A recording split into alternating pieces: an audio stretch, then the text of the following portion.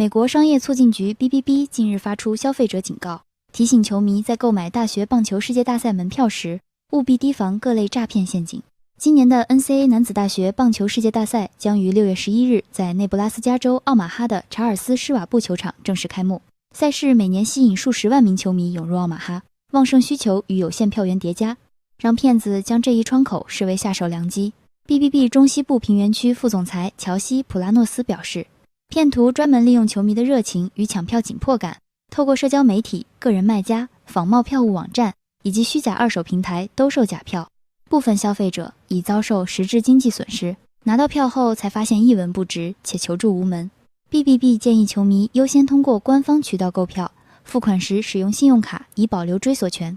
核实二级票务平台的合法资质，并对价格明显偏低的票源保持高度警惕，同时拒绝任何主动上门的陌生卖家。遭遇购票纠纷的消费者可直接向 BBB 提交投诉。随着开幕日倒计时进入数天，如何在抢票热潮中避开陷阱，将是每一位准备赴场球迷必须面对的现实考验。